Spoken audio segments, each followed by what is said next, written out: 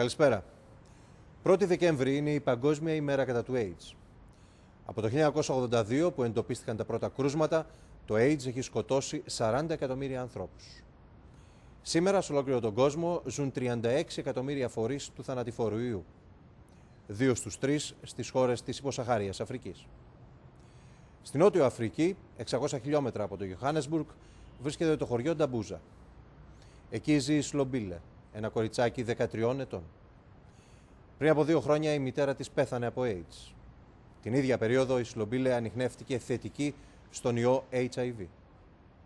Απόψε στην Εμπόλεμη Ζώνη, ένα ντοκιμαντέρ για τη Σλομπίλε, την Τώρα, τον πατέρα Κρέγ, τη Μάριον Κλοέ και εκείνους που με την πολιτική τους επέτρεψαν την διάδοση του θανατηφόρου ιού στην πιο αναπτυγμένη χώρα της Μαύρης Υπήρου.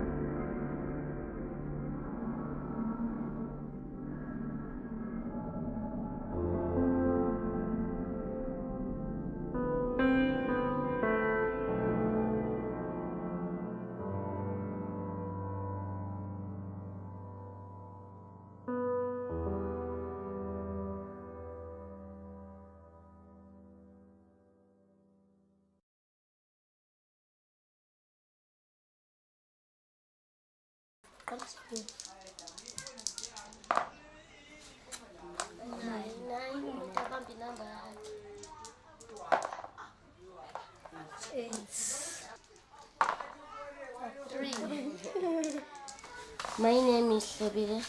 My surname is Kumara. I live at Dambuza. I am 13 years old. My favorite food is pizza. I like to play with other children. My friends are Yolanda and Tapsile. I like to stay with my family. I have 2 sisters and 5 brothers. My favorite game is Monopoly. Okay. Make general repairs on all of your houses. For each house, pay 2,500. For each hotel, pay 10,000.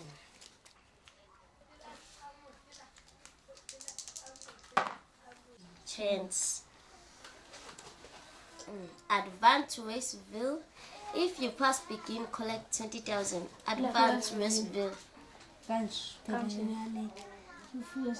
If a person. So you are living together with your grandmother? Yeah. Who other lives in the house? Oh, my aunts, my sister, my uncles, and my grandmother. And there's little one girl too. There are 3 boys and one girl. A little one in crèche. They still studying in crèche. And what about your parents? They passed away. When? My mother died in 2006. What was wrong with her? She was sick. She was sick? Yeah. What did she have? When I asked my grandmother, she told me that my mother was HIV positive. And what is this HIV? What is this sickness? I don't know.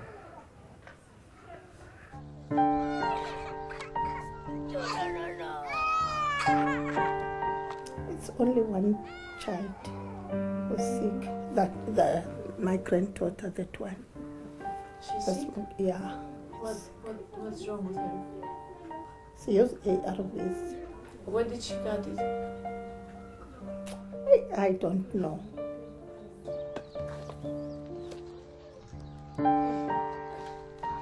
Oh, she wasn't happy before when she got that. She's got AIDS. But at the meantime, they just tell her, don't be afraid. So what? She's the daughter of Then one. she admits it. She's the daughter of that one. So she got it from the mother? Yeah, maybe. I think that's so.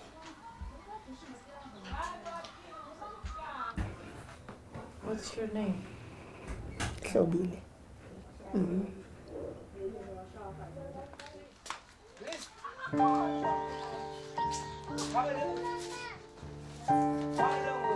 The worst thing that ever happened to me is when my father died.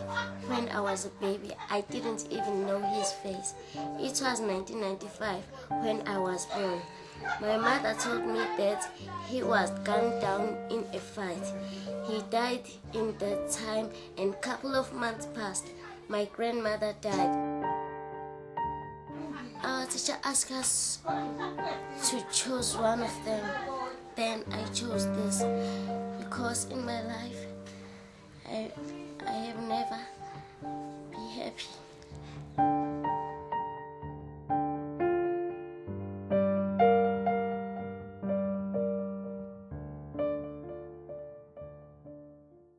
Η μητέρα της Σλομπίλε ίσως να ήταν ακόμη στη ζωή αν είχε έγκαιρα πρόσβαση στα λεγόμενα αντιρετροϊκά, ένα κοκτέιλ φαρμάκων που εμποδίζει την πλήρη κατάρρευση του ανοσοποιητικού συστήματος.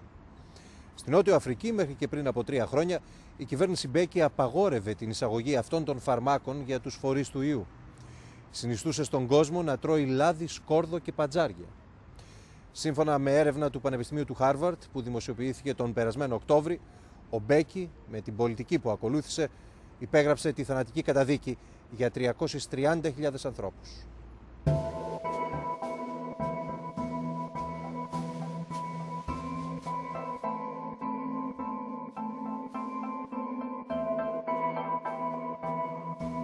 Ο HIV, ο ιός της ανθρώπινης ανοσοποιητικής ανεπάρκειας, δεν είναι με τη στενή έννοια μια μορφή ζωής. Μέχρι να μπει στον οργανισμό, δεν είναι περισσότερο ζωντανός από μια πέτρα. Ο HIV είναι μια μάζα γενετικών οδηγιών, 150 φορές μικρότερη από το λευκό αιμοσφαίριο στο οποίο επιτίθεται. Αφού εισχωρήσει, πολλαπλασιάζεται μέχρι το κύτταρο να εκραγεί και να πεθάνει. Κύτταρο-κύτταρο, ο ιός καταστρέφει το ανοσοποιητικό σύστημα του φορέα. Χωρίς θεραπεία, ο άνθρωπος αρρωσταίνει, προσβάλλεται από διάφορες μολύνσεις, επικίνδυνες και σπάνιες και τελικά μοιραίες. Αυτό είναι το AIDS.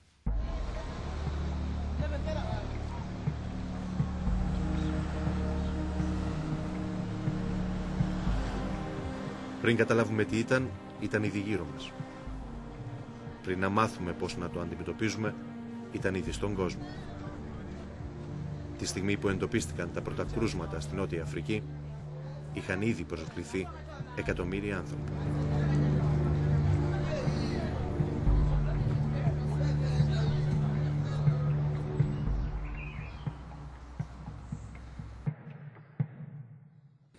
HIV is an epidemic which has come to teach us that there are some things that need to be fixed up in the world.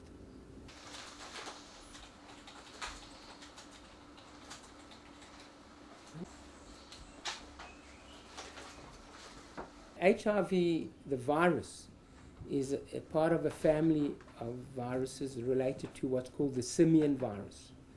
That simian virus was responsible for creating an HIV disease in primates, monkeys, chimpanzees, and so on. And it started in those animals, and it mutated over time. And in that mutated form, it was also able to infect human beings. And it went from the monkey or the primate species into the human being. We don't know how, probably through hunting or cutting meat or whatever, and some blood transferred into a human being, and it spread from there. Recently it's become known that that was about 100 odd years ago. HIV is not a very easily transmitted virus, and you generally need quite a lot of social chaos to create a sexual environment where there's a lot of indiscriminate sex going on, okay, to give the virus a chance to establish itself. Otherwise it can't establish itself.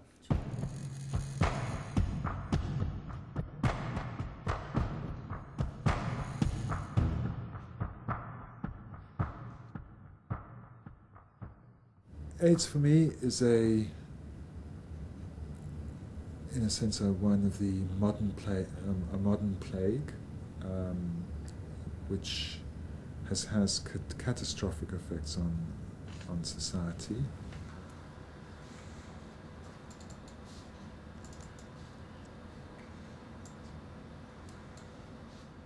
The issue of HIV/AIDS in South Africa and Southern Africa this is where one of the few areas in the world where there is a major pandemic.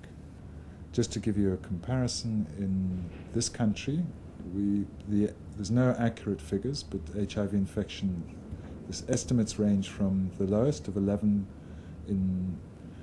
11% through to about 30%. So put that into figures. For example, in this province of KwaZulu-Natal, we have 9 million people.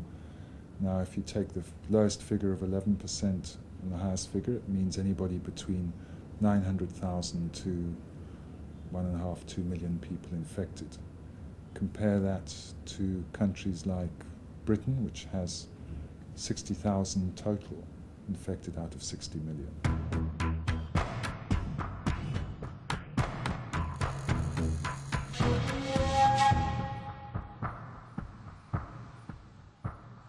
It shouldn't be seen as a black man's disease, nor should it be seen as a poor people's disease.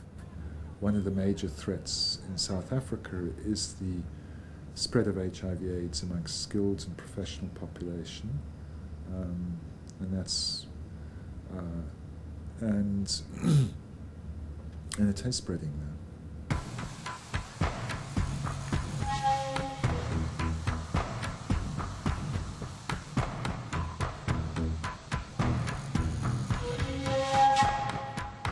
The first case or people that I saw with AIDS were in 1989. And the first person I saw was a guy by the name of Charles. He was a gay man. He was a very lovely person. And he started getting sick, he started losing weight, and he had been tested overseas for HIV. Charles was an interesting patient because he had tuberculosis and then got another pneumonia on top of that tuberculosis. And I realized then that we were also dealing with a new concept, a concept where the body couldn't defend itself anymore because people who with good immune systems didn't get those diseases. So we'd see skin conditions that even the skin specialists didn't know. They weren't sure about. So it was a crazy period, actually. It was quite crazy from a perspective of us, the medical people. And of course, you couldn't tell patients that you didn't really know or you'd never seen it before and you weren't sure what to do. You couldn't be that open. Times came when you said, we can't really do anything to stop the progress. We can give you medication for pain. We can be there with you. We can make sure you're sleeping. We can give you things to help supplement your diet. They would ask you how long they're going to live. They would ask you what are they going to die from? Are they going to be in pain?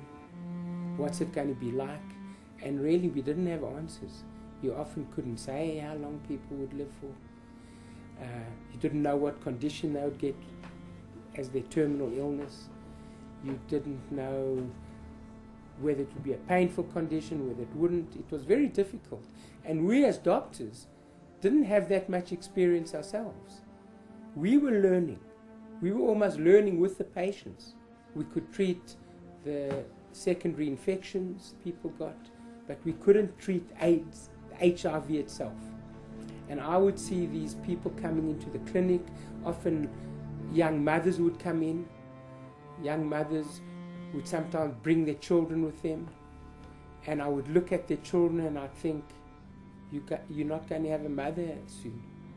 In a few years' time you're going to lose your mother, and what's going to be of you?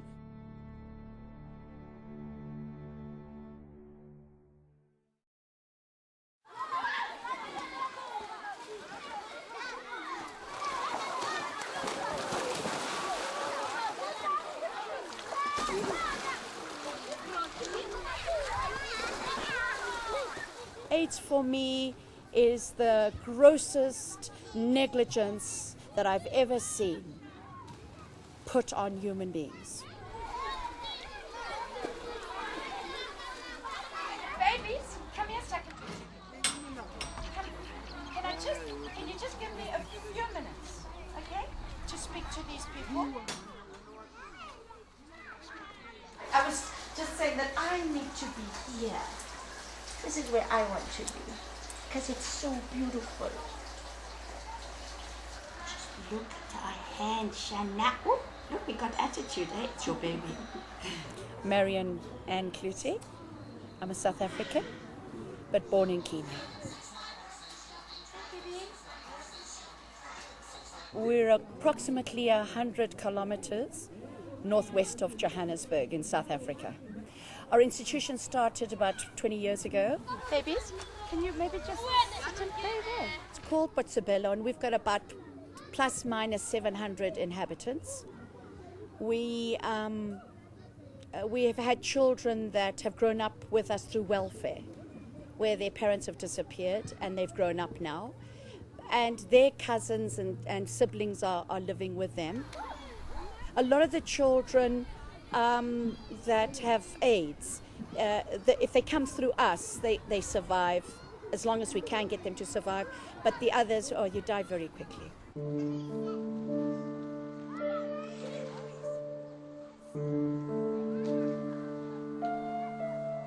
They say,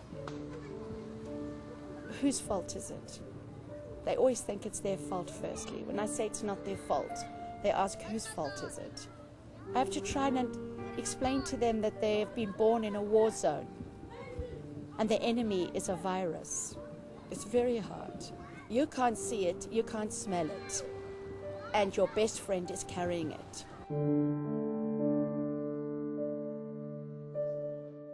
My name is Dora Patlani. I'm 29 years old and I'm from around here, Lotus. And How long have you been in this hospital? I've been here 3 months. It's 3 months now I've been here. And I came here sick, very sick, and I was so thin and I lost the weight. So, but since I came here, my weight has gone up because of the treatment of this hospital. You look great. Yeah, it's because of the metro. They gave me a good treatment when I'm taking my medicine regularly in the morning and in the afternoon. Yeah. How do you feel? Now I'm feeling better, but and I'm drinking my medicine regularly and I'm not skipping my medicines. Do you have a family? Yeah, I do have a family. My mom and my sister, we are only 3. Yeah, we're living in the house. They come and see you every day? Yeah, and they support me to get well so that I must never think of this disease. And then they just support me. Yeah, and they love me the way I am. And I love myself the way I am. How did you get infected? Do you know? I remember I did have a boyfriend who likes the girls too much, but he didn't tell me about what's going on between him. So I get it to him and he didn't tell me about it. When was that? I started to know my status on August. August? Yeah, this year. This year? Yeah.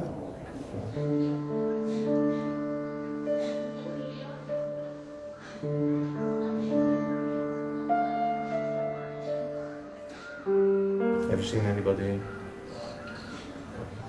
With this? this disease? Yeah, they are. Have you seen anybody who passed away? Yeah, my cousin passed away last year, and he was telling us about this disease. So you don't know when it's gonna catch you or what. So, but I'm happy. I know my status, because if I didn't know my status, I'll be spreading, and it's gonna kill people. And it's very hard for this disease.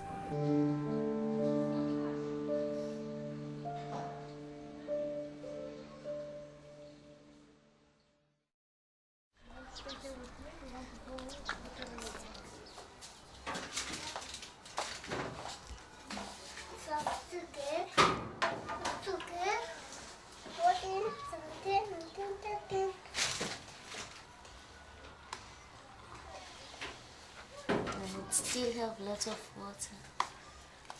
I want to be a pilot. I like it. I just like it. I don't know why. Where would you like to go? America.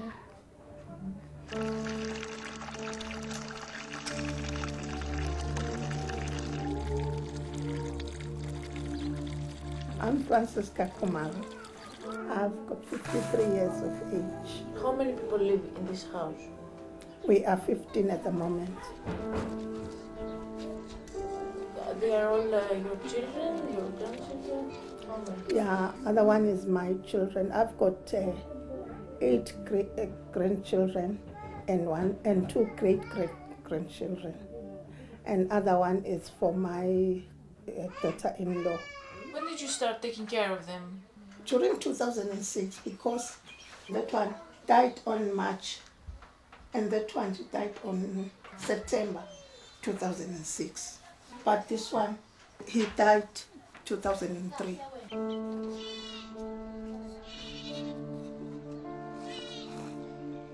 They were sick first. As I told you, they were sick of TB and pneumonia. And then after that, they discovered, when they got to take the blood, and they discovered that they've got AIDS.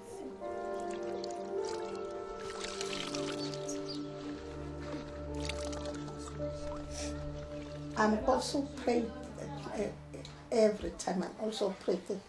I want them to grow to be old before I died. Because I'm the only mother of them.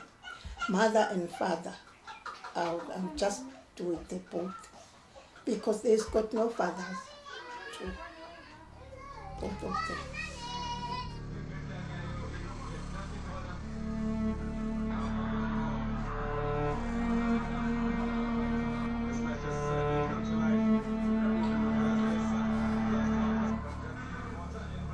We might as well have taken all the mothers, all the thousands of mothers that died. It would have been kinder if we had put them along a wall and shot all of them once to prevent the terrible pain and devastation of children from the age of 7 doing hospice work. Children who don't go back to school because they are caring for their dying mothers. There are thousands and thousands of them in the country, on the continent. And it's still going to hit other third world countries. We're in a war. And it looks okay.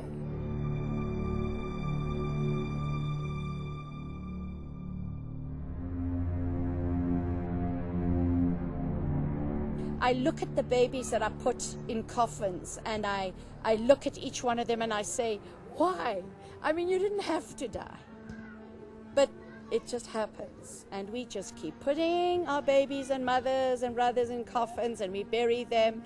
And people have fancy congresses all over the world and conferences and say, this is what we need to do. But we still die. We still die. We need to stop dying.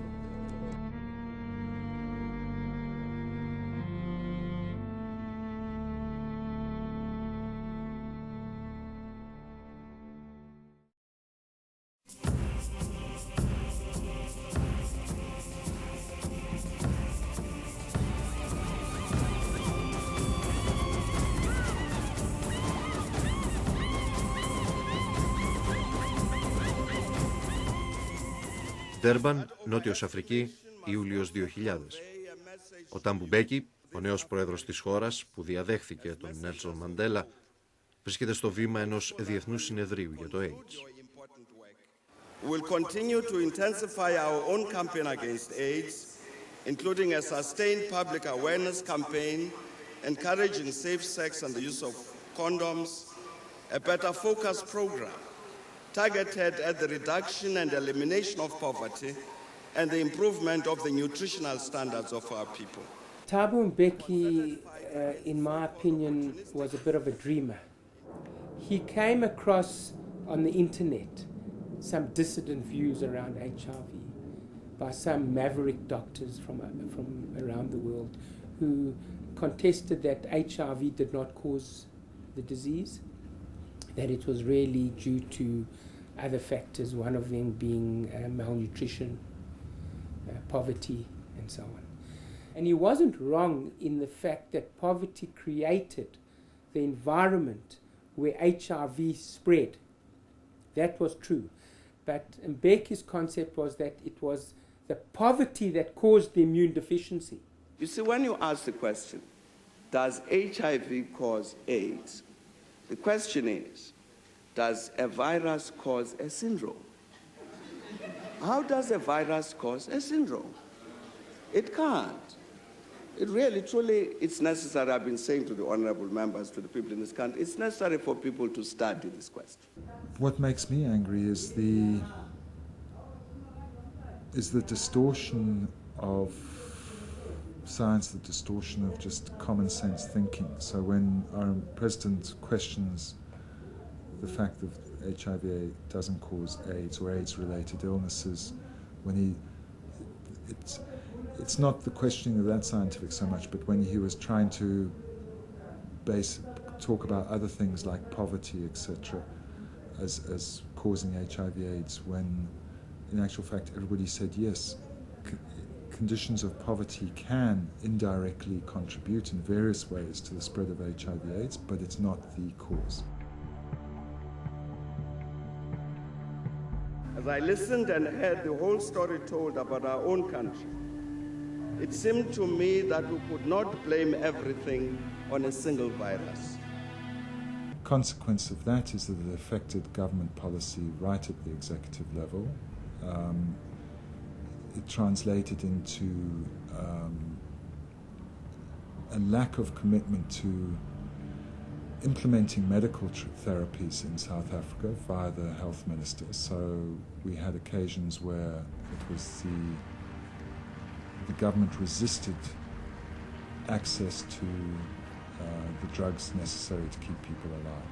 And then what Mbeki did was, he also influenced his Minister of Health to take these dissident views, and also to start propagating non-medical solutions. What did she say? She was saying you could eat garlic and onions and olive oil and so on. And many patients started not believing that antiretroviral therapy, which is now what we have and which is a very good treatment for HIV. If you've got the head of the country and the Minister of Health saying one thing and the other people saying another thing, the doctors and the universities, and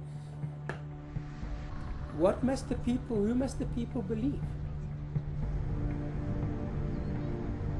And South Africa went through 15 odd years of nonsense about HIV and lost that time. And in that time, 5 million people got infected with HIV. Μέχρι σήμερα, κανείς δεν μπορεί να ερμηνεύσει με σιγουριά την άρνηση του Προέδρου Mbeki να αποδεχθεί ότι ο ιός HIV προκαλεί το σύνδρομο ανοσοποιητικής ανεπάρκειας και χωρίς φαρμακευτική αγωγή το βέβαιο θάνατο. One of the best explanations that I've heard, it's not mine, was it's really at the time that the ANC or the government of South Africa was trying to establish itself and promote quite a positive model of an African Renaissance. It ended up being distorted into a sort of naive form of resistance against Western science or colonialism. It became that sort of type of argument, and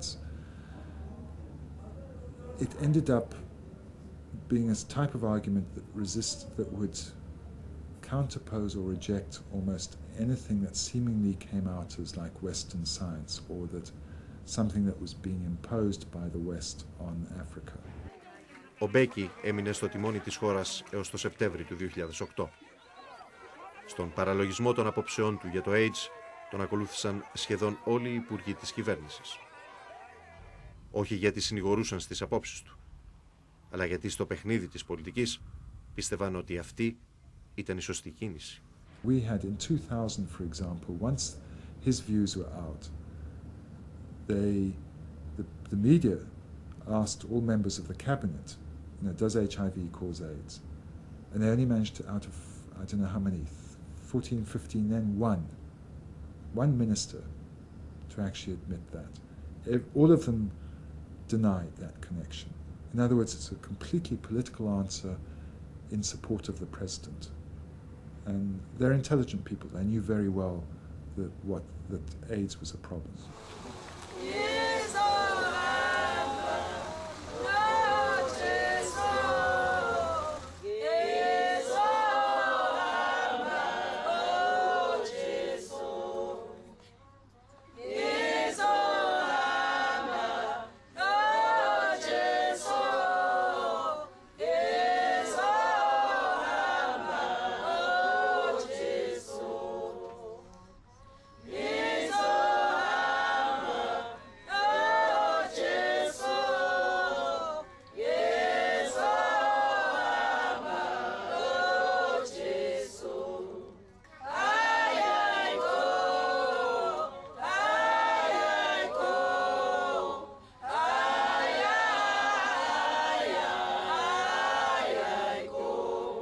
We needed one leader to stand up and say,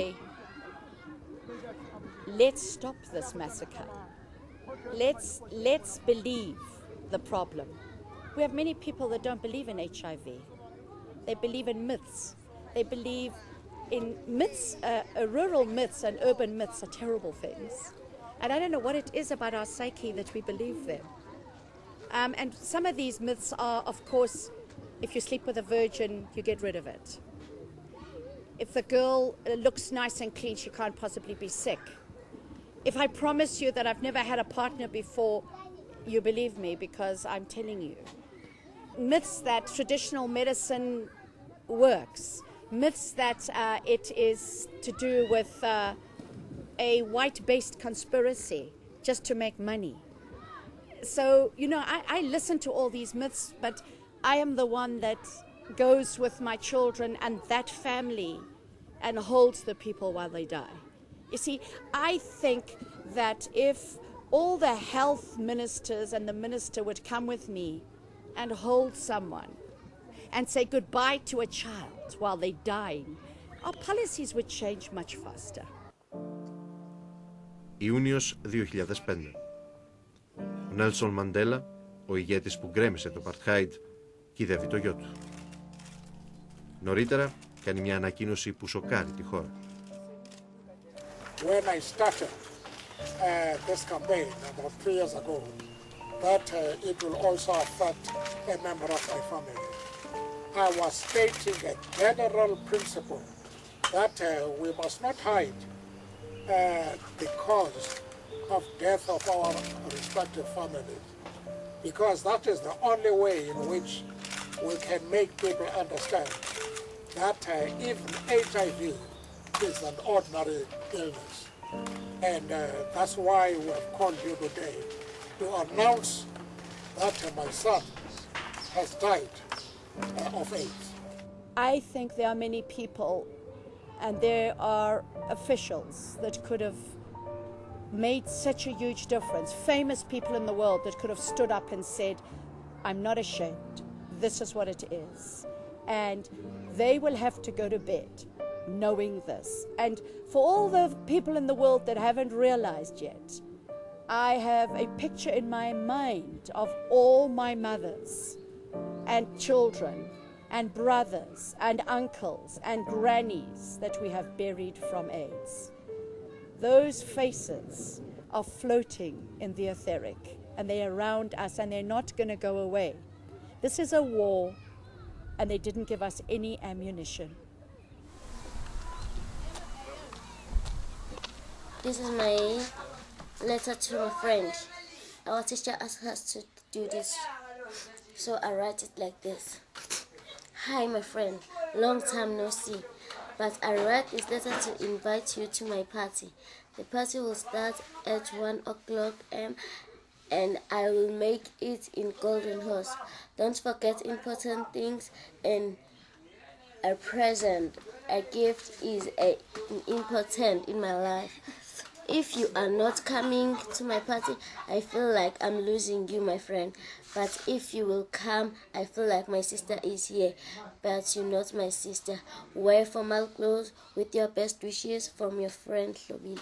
Did you know before what is AIDS?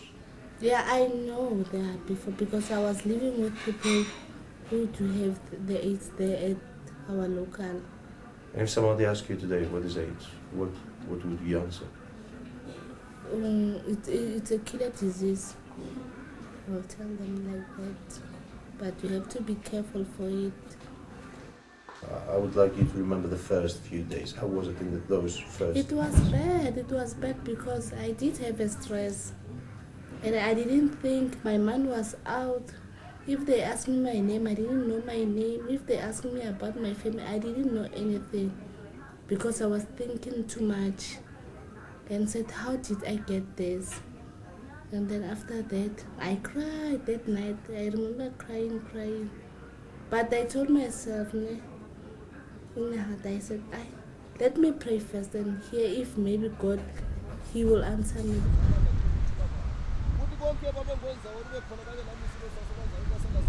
Then I pray. After I hear the answer and said, don't worry, I'm with you. Then I said, okay, it means that God, He is with me. But I didn't okay.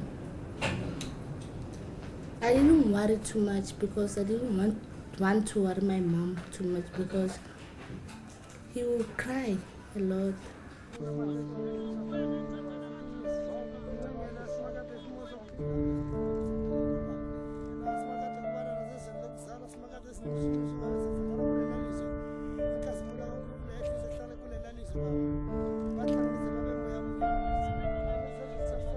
Is there something that you are afraid of? No. I'm not afraid of it. Just that I'm afraid of it. Maybe I'm not taking my medicine. This disease will kill me. That is the one thing that I'm afraid of.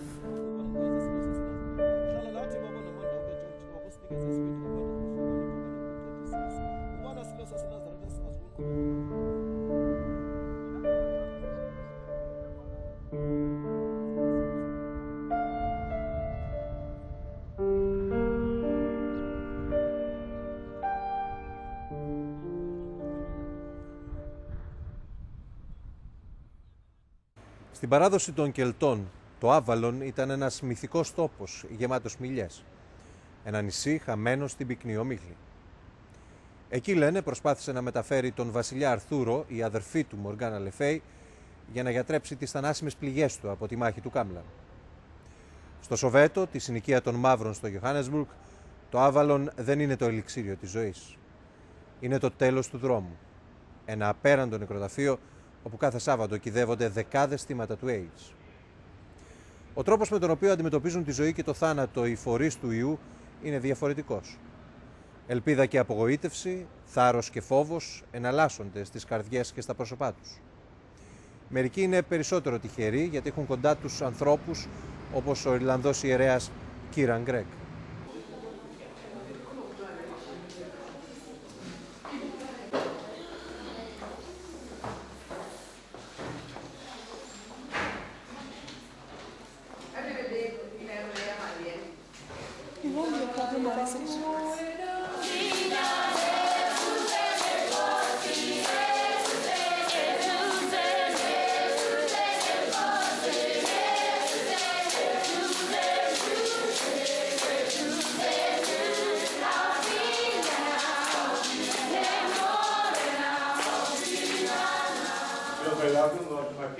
Our staff, our neighbours. We also welcome a TV company. They're here from Greece. So if you're looking for a rich Greek husband, just send salary slip. And you never know, some rich Greek might just see you. Might look for you, right? TD's looking. Just make sure she gets on. Maggie, you're already married. I'm Kieran Cray, and I'm director of Loratong Hospice. Loratong is a Sotho word, which is one of the languages they use around here, and it means the place of love. And we want that everybody that comes in here through our doors experiences love. The Irish church is quite staid and tends to be a bit boring and conservative, whereas the services here are very lively. You know, they go on for 3 hours, but it's nothing to do with the priest, it's to do with the people singing and dancing and the drums. But as priests, to be called out to people when they are at their sickest, when the doctors can do no more, the hospitals can do no more, then they call the priest.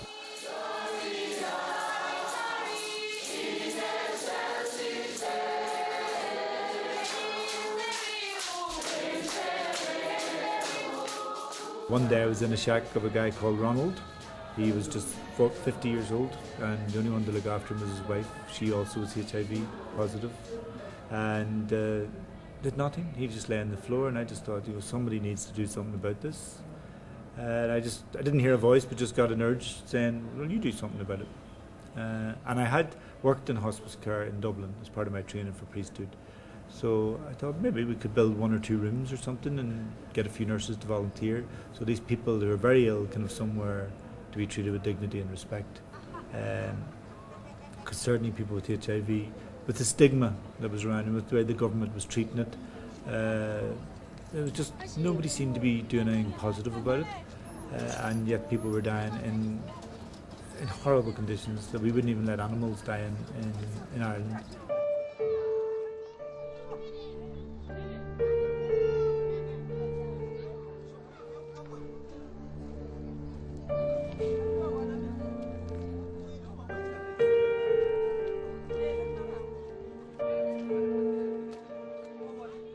still a large percentage of people who will not want to talk about it or admit it. And we see that all the time in our research, that and informants regularly say that it's not a topic, it's not something you can talk about openly in quite a lot of areas. And that's because of the social stigma that surrounds the HIV/AIDS.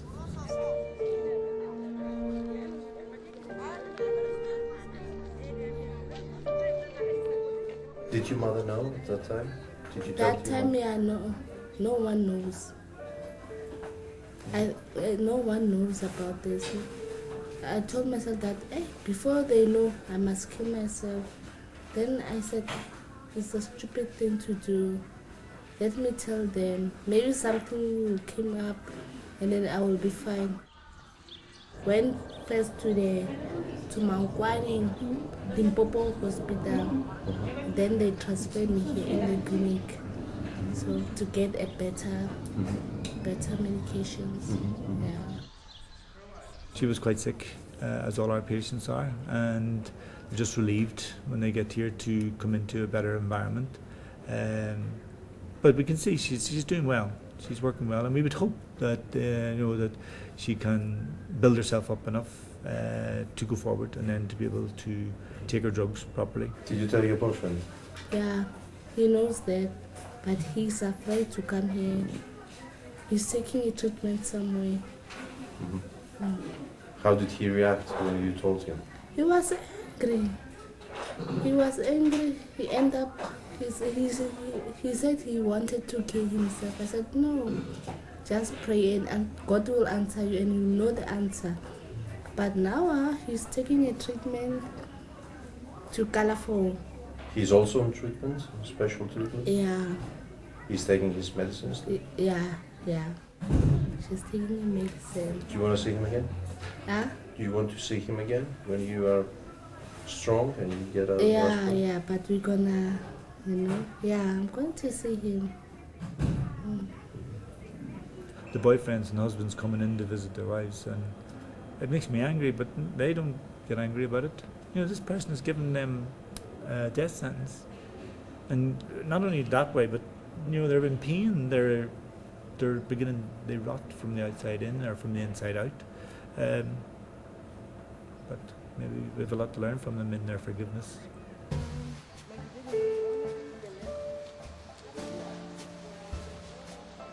Το κοκτέιλ των αντιρετροϊκών φαρμάκων είναι μέχρι σήμερα η πιο αποτελεσματική αγωγή για τους φορείς του θανατηφόρου ιού. Η χορήγησή του μπορεί να εμποδίσει την πλήρη κατάρρευση του ανοσοποιητικού συστήματος και να εξασφαλίσει σε μεγάλο βαθμό την επιβίωσή τους. Το 2002 η οργάνωση TAC έσυρε στα δικαστήρια την κυβέρνηση Μπέκη για την απαγόρευση της διάθεσης των φαρμάκων στη χώρα. Κέρδισε τη δίκη και 2 χρόνια αργότερα άρχισε η χορήγηση των αντιρετροϊκών. At the moment we have, according to the government estimates, about 600 to 700,000 people on treatment. And that's seen to be at least less than half the number of people who should be on treatment right now. So the access, the public health, antiretroviral health program is growing, it's been expanding, but it's not expanding fast enough to treat everybody who needs to get onto treatment.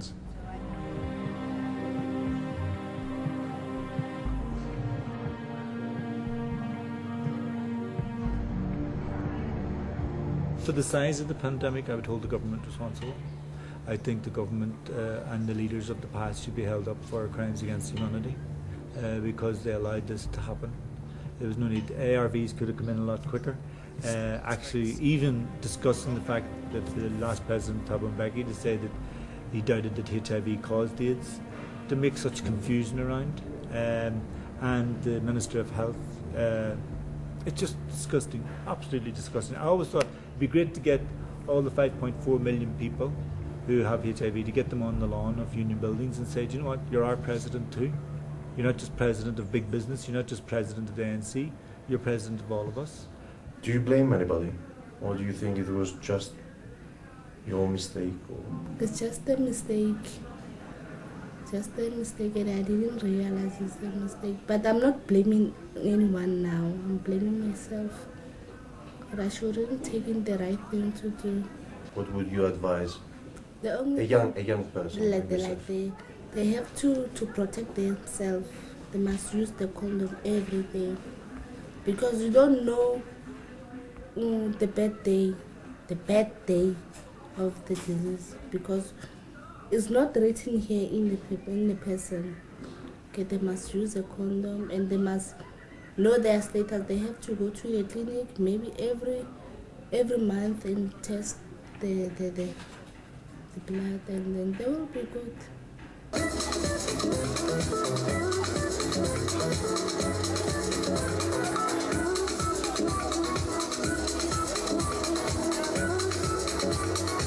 Voluntary counseling and testing program coordinator for Right to Care.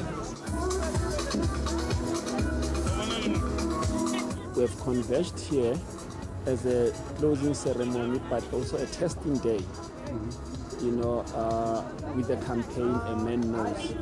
The objective of the campaign being to encourage men to know their HIV status.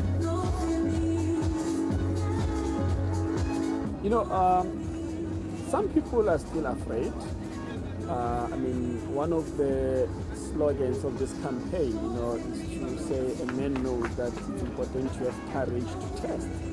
You know, and the reason we went for those kind of statements is because we know that a lot of men are afraid to test.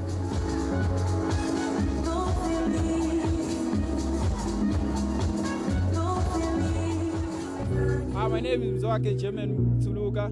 I'm 24 years old. I'm staying here in Orlando East. I'm here to check my status so that I can know I'm HIV or not. I want to know. Why? Have you done something that makes you think that you might be positive? No, I suspect nothing from me. I just want to know my status. Do you use a condom when you have sex? Yes, I use a condom, and I've got only one girlfriend here. So I want to make sure that I don't have HIV positive. That's why I'm here to check. Anybody in your neighborhood, in your family, anybody that has a problem? Yeah, my sister, she have got HIV positive. So she keep on telling me that I must use a condom, I must go and do HIV blood test. So that is why myself I come to check the blood test. How old is your sister? She's 26 years old. And how long has she been positive? She started to know him herself last year, but I think because his boyfriend she passed away last year. But this year we went to clinic, he checked his blood test, and then she got that she's HIV positive. Yes. How do you feel? I feel bad because it's my sister, but well, I keep on saying he mustn't give up, so it's life. How do you feel now that you're going to take the test? Hey, Are you a bit... Yes. Do you feel a bit strange? Yes, because even myself, I'm worried. I don't know if they can tell me I'm positive. I don't know what I'm going to do.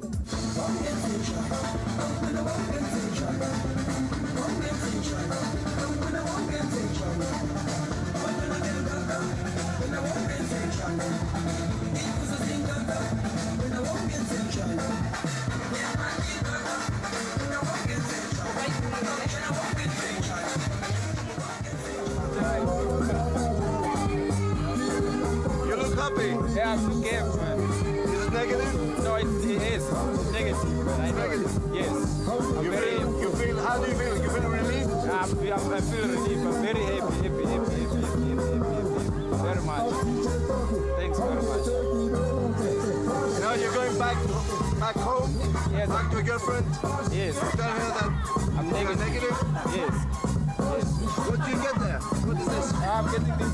This is my certificate that shows that I'm HIV negative. Yes. So this is my result.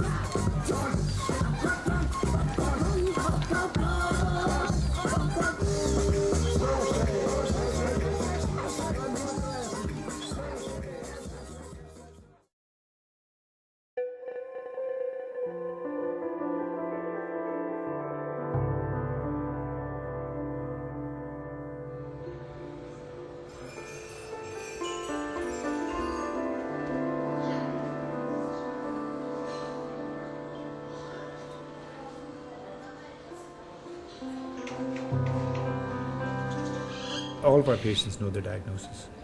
They know their prognosis. Well, they know it as much as anybody knows the prognosis. Nobody knows exactly how long anybody has to live. They're very accepting. African people are very accepting of things, and a lot of our patients even choose when they're going to die. They say, today is the day, and they'll go.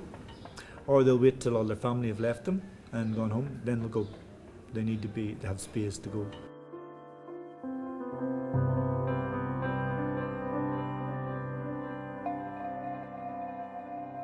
We had a young patient, she was only 19, and she said to me, Father, what day is today? And I says, it's Thursday. She says, is Thursday a good day to die?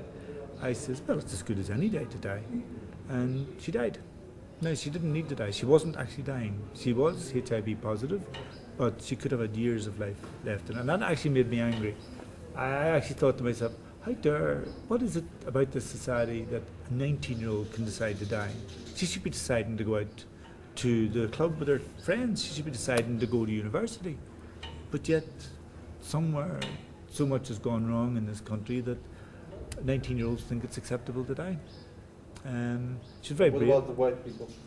Well, the white people are not so good. They take a long time to die. I think they're a bit guilty of maybe having had a good life here. For a lot of the African people, of our patients, their life hasn't been that great, and I think they're hoping for a better life the next side. Their faith in Jesus keeps their hope alive. The white people, I think, they're afraid of what they're going to meet on the other side.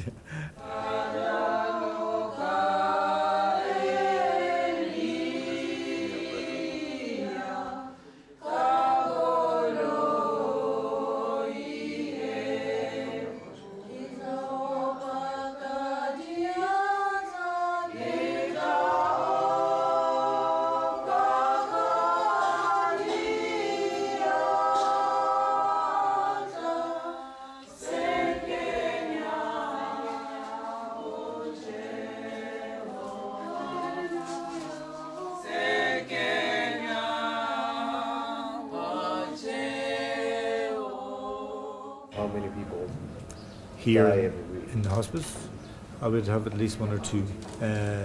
But then it varies. Sometimes we can go for a week or two without anybody. Last Tuesday, we had 3 people died in the space of 30 minutes.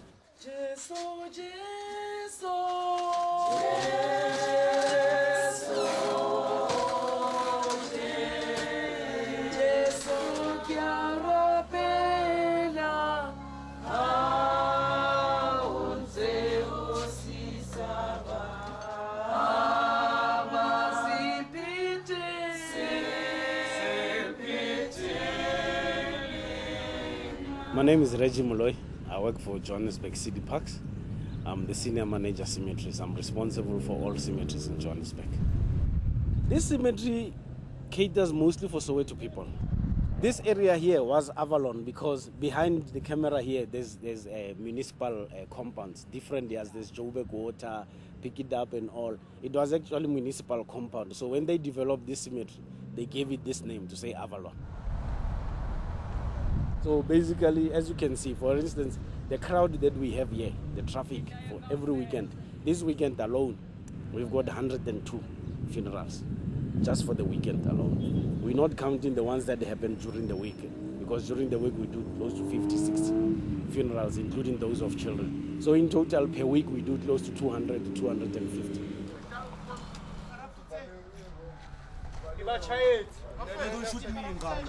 Is there an increase in deaths, let's say, the last 5-10 years? What do you think? Well, yes, even though we cannot put facts to the table, because when people die of HIV/AIDS, the death certificate doesn't say died of AIDS. It just says medical. No, that it is a constitutional matter. It just says medical or natural causes. Is it because the people don't want to mention this word? Yes. Is it because it's an unspoken word? No, it is not unspoken per se. Our constitution guarantees anybody who has that disease not to be disclosed. How many graves do you have here? 328,000 and increasing. Do you have enough space? Our space is quickly diminishing. You'll see as you drive around, we are almost at the end. running at the end. But what we've done, we've also extended the cemetery now to the other side. We've got extra 60 hectares. Now with us, our standard is that per hectare we bury 2,000 people. So that new section will give us 120,000 burials.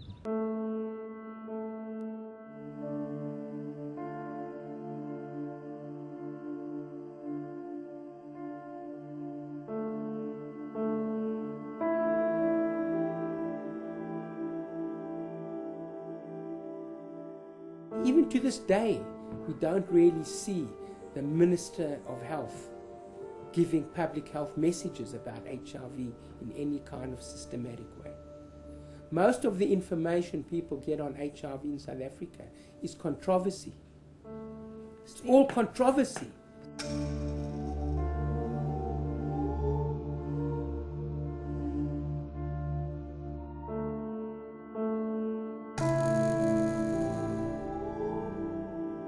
My wish for my future, I could do better things for my grandmother.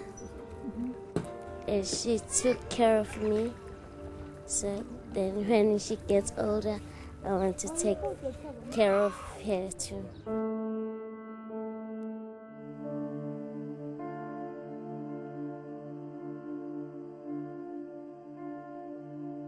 For the future, I see myself in my house with children and then with a lovely life and then having a wonderful life and no problem. And I'm not gonna do the dirty things. Okay, I'm gonna stay the way I am until God calls me. Yeah. But you do know that if you give birth to children, they're going to have the same. Yeah, I know that if you give the children in this stage, it won't last.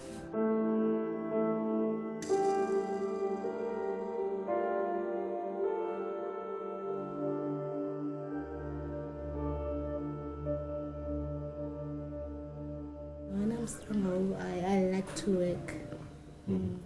Because my mom, she doesn't work, and my sister, she doesn't work, and then she's still at home. But she finished her matric. But I always tell her that she must use condom. She must never take a mistake like me, because it's very hard to accept that you have this disease. Sorry. Who brought you the flowers? Okay, my aunt. Yeah, she brought me. You like flowers? Yeah, I like flowers too.